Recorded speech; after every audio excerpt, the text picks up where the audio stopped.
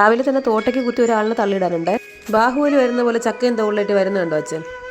ചക്ക വെട്ടലും മുറിക്കലും എല്ലാം അച്ഛൻ്റെ ജോലിയാണ്. പങ്കിട്ട് അടുത്ത വീടുകളിൽ കൊടുക്കൽ അമ്മയുടെ ജോലി. ആ പോയ ആളിനെ എപ്പോൾ വരുമോ? ചക്ക ഇറുക്കലും അത് തിന്നു തീർക്കലും എൻ്റെ ജോലി കേട്ടോ. ഞാൻ ചക്ക ഇറുക്കായിരുന്ന അമ്മയ്ക്ക് ഭയങ്കര ടെൻഷനായി. ഇനി കറി വയ്ക്കാൻ കിട്ടുമെന്ന് അമ്മയുടെ ടെൻഷൻ. കഴിക്കുന്ന കാര്യത്തിൽ അവൻ എന്നെ മിക്കവാറും കടത്തി വിട്ടു. ഇവിടെ ചക്ക കിട്ടിയാൽ ചക്ക അവിയലാണ് പ്രിയം. അതിനപ്പുറത്തോട്ട് പോകാൻ അച്ഛൻ സമ്മതിക്കില്ല. പിന്നെ നല്ല കാന്താരിയും വെളുത്തുള്ളിയും ജീരകവും തേങ്ങയും മഞ്ഞളും ഉപ്പും ഒക്കെ കൂടി ഇട്ടിട്ട് നന്നായിട്ട് അമ്മിയിൽ വെച്ച് ചതച്ചെടുക്കണം. അതിൻ്റെ ടേസ്റ്റ് ഒന്ന് വേറെ തന്നെയാണ് കേട്ടോ.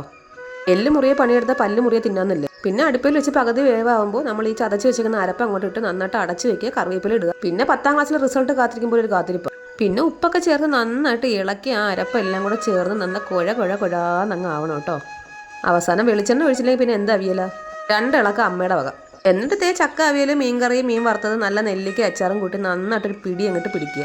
ഞങ്ങൾക്ക് ചക്ക തിന്നാൻ താനൂർക്കൊന്ന് വണ്ടി കയറണം കേട്ടോ. നമ്മുടെ പറമ്പിൽ തന്നെ ഉണ്ട്. അപ്പം നമ്മുടെ ചാനൽ എല്ലാവരും സബ്സ്ക്രൈബ് സഹായിക്കണേ. ടാറ്റാ.